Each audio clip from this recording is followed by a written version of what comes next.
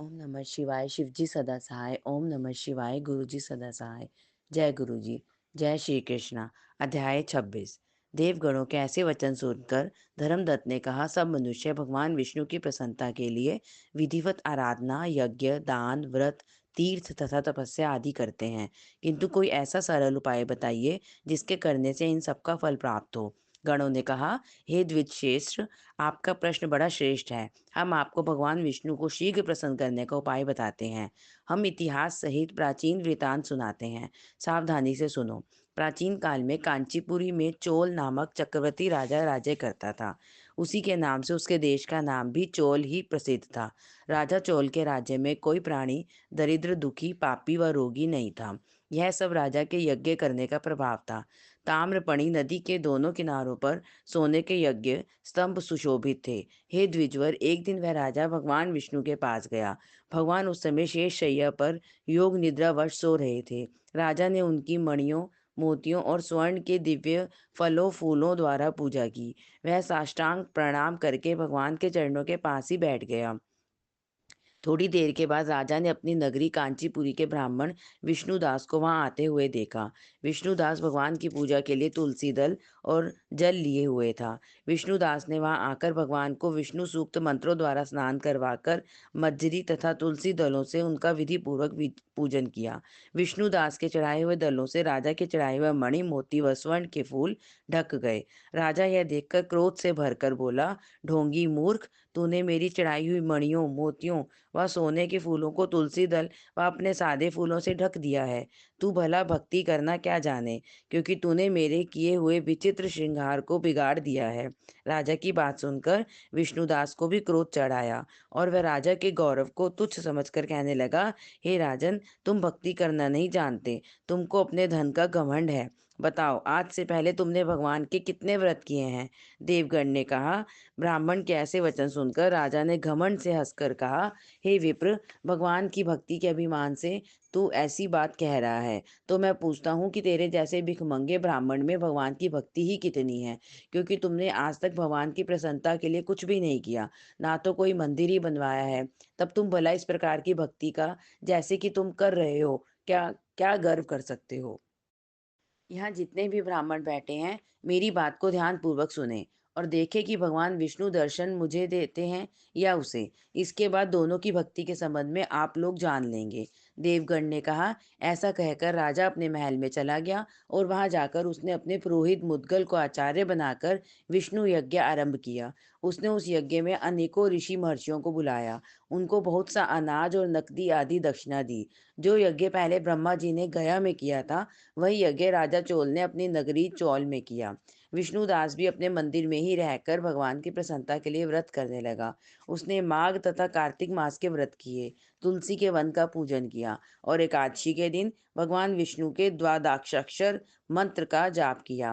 वह भगवान को प्रसन्न करने के लिए गीत गाता रहा, वह नृत्य करता रहा, नित्य प्रति व्रत करता एवं भूमि पर सोता, हर समय भगवान विष्णु का स्मरण करता और सब प्राणियों में समदृष्टि से भगवान को ही देखता था। इस प्रकार राजा चोल और विष्णु द्वारा दोनों को आराधना करते हुए बहुत दिन बीत गए। जय श्री कृष्णा। 27वां अध्याय। गणों ने कहा, विष्णुदास एक दिन भोजन तैयार करके भक्ति में तल्लीन था कि कोई उनका भोजन चुरा कर ले गया, लेकिन सायकाल की आराधना हो सके और व्रत भंग ना हो, इसलिए उसने उस दिन दोबारा भोजन तैयार भी नहीं किया। श्री नारद जी ने कहा, हे राजन, इस तरह लगातार 7 दिन तक कोई दूसरा भोजन चुराता रहा। तब वह हैरान होकर सोचने लगा कि यह तो बड़ी विचित्र घटना है कि ना जाने कौन हर रोज मेरे भोजन को चुरा कर ले जाता है। फिर भी इस देव स्थान को छोड़ना नहीं चाहिए। अगर मैं भोजन बनाकर खा लेता हूँ तो देर हो जाएगी और पूजा छूट जाएगी। अतः मुझे भोजन बनाकर तुरंत खाना नहीं चाहिए। बिना भगवान को भोग लगाए वैष्णवों को भोजन नहीं करना चाहिए। अगर 7 दिन बिन भोजन के बीत गए हैं तो आज का एक दिन और सही। आज मैं भली भांति भोजन की रक्षा करूंगा और देखूंगा कि हर रोज इसे कौन चुरा कर ले जाता है। ऐसा सोच विष्णुदास भोजन के पास ही छिपकर बैठ गए। उसने थोड़ी देर के बाद देखा कि वहां पर एक चांडाल आया। जिसका शरीर अत्यंत दुर्बल था। उसके शरीर पर केवल चमड़ी ही चमड़ी दिखाई देती थी। जब वह चांडाल भोजन चुराकर चल दिया, तो विष्णुदास ने उसे पुकारा, हे भाई, यह रूखा भोजन ले जाकर क्या करोगे? घी भी लेते जाओ। ऐसा कहकर वह श्रेष्ठ ब्राह्मण आगे को बढ़ा। विष्णुदास को अपनी ओर आते देखकर वह चांडाल तेजी से दौड़ने लगा। वह ब्राह्मण से डर गया, लेकिन निर्बलता के कारण दौड़ भी तो नहीं सकता था। अतः वह भूमि पर गिर पड़ा और मूर्छित हो गया। चांडाल को मूर्छित देखकर विष्णुदास लपक कर उसके पास पहुंचा और अपने वस्त्र से उस पर हवा करने लगा। और इसके बाद उसने जो कुछ देखा, उसे देखकर वह आश्चर्यचकित रह गया। उसने देखा कि उसके सम्मुख शंख, चक्र, गदा, पद्मे, पीतांबरधारी, चतुर्भुजी रूपी अलसी के फूल के समान वाले वक्ष में कौस्तुभ माला से सुशोभित साक्षात भगवान विष्णु खड़े हैं।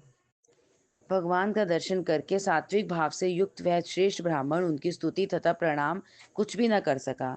वहीं पर सब इंद्र आदि देवता भी उपस्थित हो गए। गंधर्व तथा अप्सराएं आकर गीत गान करने लगी और नृत्य करने लगी। भगवान विष्णु ने अपना स्वरूप ब्राह्मण को प्रकट कर उसका आलिंगन किया और दिव्य विमान में बैठाकर उसे बैकुंठ ले गए। दिव्य विमान में ब्राह्मण को भगवान विष्णु के साथ जाते हुए चौल राजा ने भी देखा। उसने अपने गुरु आचार्य मुद्गल को कहा कि मैंने जो यज्ञादि किए हैं, वे सब व्यर्थ हुए।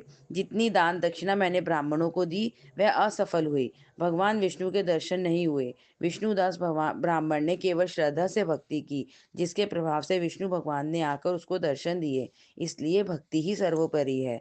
मुझे विष्णु भगवान के दर्शन के लिए राजकाज त्याग कर भक्ति करनी चाहिए। राजा के कोई पुत्र न होने के कारण उसने भांजे को राजगद्दी का अधिकारी बना दिया और आप विष्णु भगवान की भक्ति करने लगा। बहुत काल तक भक्ति करने के बाद भी जब विष्णु भगवान ने दर्शन नहीं दिए, तो वह अग्नि कुंड में कूद पड़ा। अग्नि में प्रकट होकर विष्णु भगवान ने राजा को गोदी में उठा लिया और कहा कि मैं तेरे त्याग और भक्ति से बहुत प्रसन्न हूँ। उसका आलिंगन करके उसको दिव्य विमान में अपने साथ बिठाकर बैकुंठ लोक में ले गए। भगवान विष्णु ने अपने समान रूप वाले ब्राह्मण को पुण्यशील और राजा चोल को सुशील नाम देकर दोनों को अपना द्वारपाल बनाया।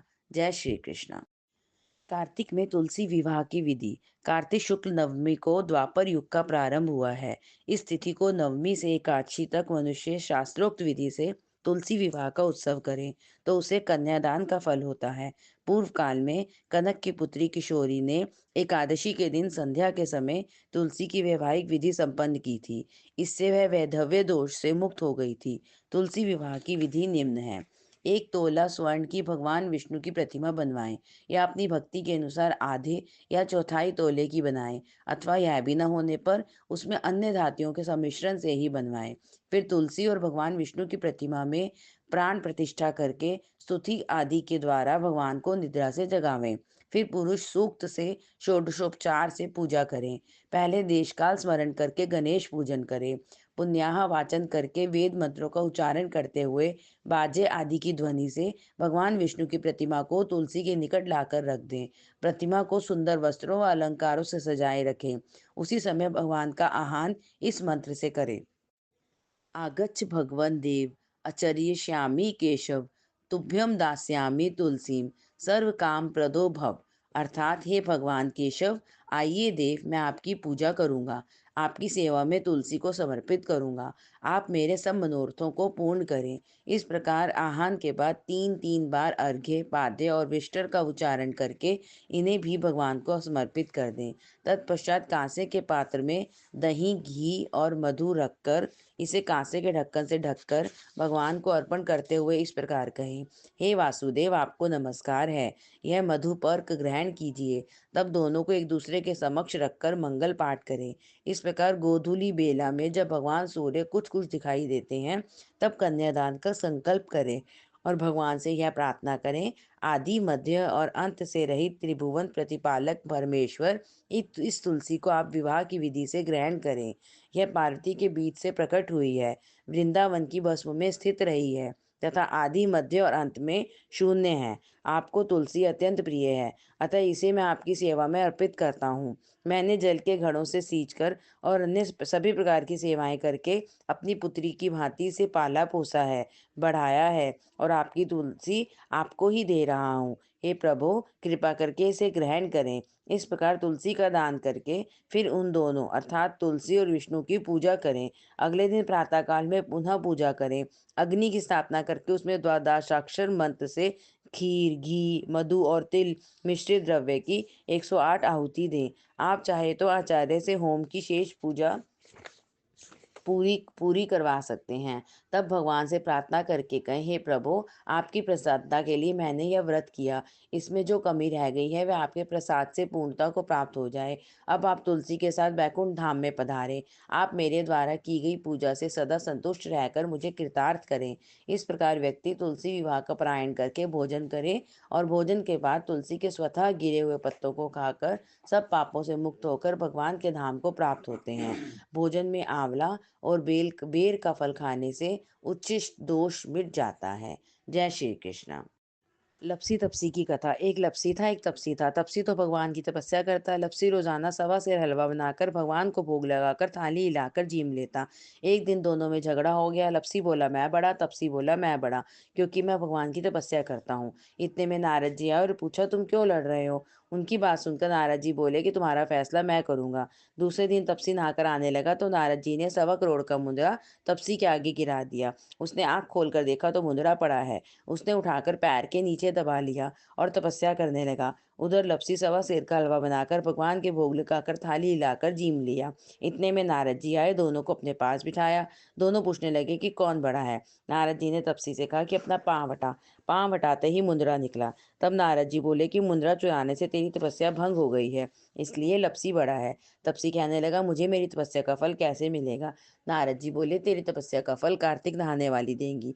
सब कहानी कहकर तेरी कहानी नहीं कहेंगी तो कार्तिक का फल तुझे हो जाएगा। धोती देकर अंगूछा नहीं देवे, सीधा देकर दक्षिणा नहीं देवे, ब्राह्मण जिमाकर दक्षिणा नहीं देवे, दीवा चास के हाथ ना जोड़े तो तेरा पुण्य, कपड़ा दे के बटन ना लगावे, दाहिने हाथ से नाड़ा बांधे तो सबका फल तुम्हें हो जाएगा। इतना कहकर नारद जी चले गए। जय श्री कृष्ण। शनिवार की कथा। एक ब्राह्मण पाठ करने जा रहा था। उसे रास्ते में शनिश्चर महाराज मिले। महाराज ब्राह्मण ने पूछा महाराज कहाँ जा रहे हो। शनिश्चर ने कहा राजा के लगने जा रहा हूँ। ब्राह्मण बोले राजा के लगेंगे तो सारी प्रजा दुखी होगी, मेरे लग जाइए। शनिश्चर बोले कितने समय के लिए। तब ब्राह्मण बोला 7 साल की ना ओटी जाए, 5 साल की ना ओटी जाए, 2.5 साल की ना ओटी जाए, 1.25 साल की ना ओटी जाए। 1.25 पहर की ओट ली और नदी के किनारे जाकर आसन पर बैठ गया। आसन पर बैठकर जाप करने लगा। ओम नमो भगवते वासुदेवाय नमः 5 बार कहकर माला फेरने लगा। नदी में 2 मतीरे बहे जा रहे थे। उसने उन्हें निकालकर गोढ़े के नीचे रख लिया। वह मतीरे राजा के लड़कों के सिर बन गए। एक आदमी ने देखा कि राजा के लड़कों के सिर काट के रखे हैं। ब्राह्मण ने उस आदमी से कहा किसी से मत कहियो, ना करे, दशा लग रही है। उसने एक से कहा, एक ने दूसरे से कहा, दूसरे ने तीसरे से कहा। ऐसा करते करते यह बात पूरे नगर में फैल गई। यह सुनकर राजा ने आदेश दिया कि ब्राह्मण को सूली पर चढ़ा दो। सोने की सूली घड़वाई, वो भी टूट गई। चांदी की घड़वाई, वो भी टूट गई। तांबे की घड़वाई, वो भी टूट गई। लोहे की घड़वाई, वो भी टूट गई। जो भी घड़वाते वही टूट जाती। इतनी देर में 1.25 पहर पूरा हो गया। राजा के लड़के खेलते खेलते आ गए। रानी ने राजा से कहा कि अब तक तो ब्राह्मण को सूली पर चढ़ा दिया होगा, अब हमारा पाप कैसे उतरेगा। राजा बोला चलो चलकर देखते हैं। जाकर देखा तो ब्राह्मण जाप कर रहा था। उन्होंने ब्राह्मण से कहा कि क्या आप ज्ञान विज्ञान जानते थे। ब्राह्मण ने कहा नहीं, मैं कुछ नहीं जानता, मैं तो पाठ कर रहा था। रास्ते में शनिश्चर महाराज मिले। मैंने उनसे पूछा कहाँ जा रहे हो। उन्होंने कहा राजा को लगने जा रहा हूँ। मैंने कहा राजा को लगोगे तो सारी प्रजा दुखी होगी, मुझे लग जा। शनिश्चर बोला 7 साल की ना ओटी जाए, 5 साल की ना ओटी जाए, 2.5 साल की ना ओटी जाए, 1.25 साल की ना ओटी जाए, 1.25 पहर की ओट ली। 1.25 पहर में ऐसे रंग दिखाए, कहने लगा इसकी कैसे दशा उतरती है। सोने चांदी का दान, तांबे लोहे का दान, पीतल का दान राजा तो कर दे, गरीब कैसे करे। गरीब तेल की पाली, गुड़ की डली डकोत को दे दे। 7 बार पीपर पर जल चढ़ा दे और कह दे शनिदेव मोटा कभी ना आवे टोटा। शनिवार की घड़ी घड़ी ले 70 बला टले। ये 7 बार कह दे, 7 बार जल चढ़ा दे, सारी बला टल जाएगी। जय श्री कृष्णा। जय हो शनिदेव जी। अथ श्री तुलसा चालीसा। जय जय तुलसी भगवती सत्यवती सुखदानी, नमो नमो हरि प्रेयसी, श्री वृंदा गुणखानी। जय निंदनी जग पूजिता, विश्व पावनी देवी, जयति पुष्प सारा सुरभि, देहु अमरवा अम्ब, श्री हरि शीश विराजिनी, देहु अमरवर अम्ब। जनहित हे वृंदावनी अब जनि करहु विलम्ब। धन्य धन्य श्री तुलसी माता, महिमा आगम सदा श्रुति गाता। हरि के प्राणों से तुम प्यारी, हरि हेतु कीनो तब भारी। जब प्रसन्न है दर्शन दीनो, तब कर जोर विनय असकीनो। हे भगवन कंत मम होहु, दीन जानि जनि छाड़ू चोहु। सुनी लक्ष्मी तुलसी की बानी, दीनो श्राप क्रोध पर आनी। अस अयोग्य वर मांगन हारी, हो विटप तुम जड़ तनु धारी। सुनी तुलसी श्रापे ते ठामा, करहु बास तू नीचन धामा। दियो वचन हरि तब तत्काला, सुनो सुमुख जन हो बिहाला। समय पाई वह रोपति तोरा, पूजे ही पास वचन सत मोरा। तब गोकुल नह गोप सुदामा, तासु भई तुलसी तू बामा। कृष्ण राम लला के माही, राधे शक्यो प्रेम लखी नाही।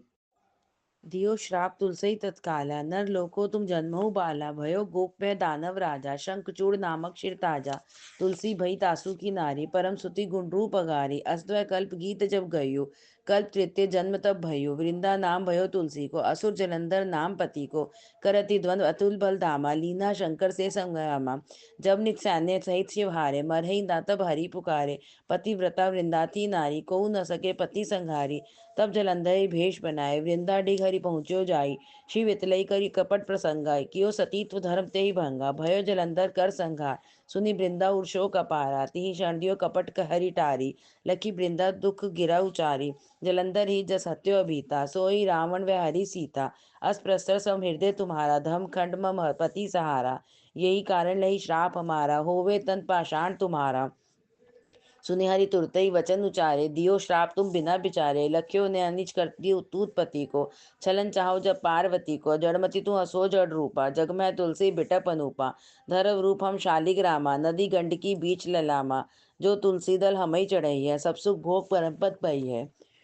बिन तुलसी हरि जलत शरीरा, अतिशय उठत शीश उर पीरा। जो तुलसी दल हरि शिर धारत, जो सहस्र अमृत धारत। तुलसी हरि मन रंजन हारी, रोग दोष दुख भंजन हारी।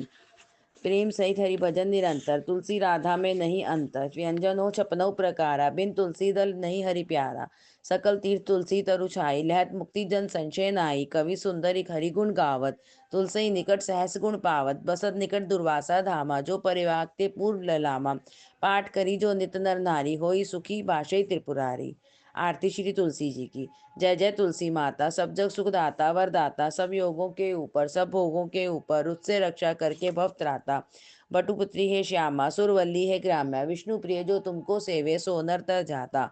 हरि के शीश विराजत, त्रिभुवन से हो वंदित। पतित जनों की तारणी तुम हो विख्याता। जय जय तुलसी माता। लेकर जन्म विजन में आई दिव्य भवन में, मानव लोग तुम्ही से सुख संपत्ति पाता। जय जय तुलसी माता। हरि को तुम अति प्यारी, श्याम वरण सुकुमारी। प्रेम अजब है श्री हरि का तुमसे नाता। जय जय तुलसी माता। आरती श्री जगदीश जी की। ओम जय जगदीश हरे, स्वामी जय जगदीश हरे।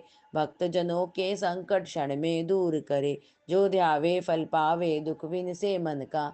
सुख संपत्ति घर आवे, कष्ट मिटे तन का। मात पिता तुम मेरे, शरण गहूँ किसकी।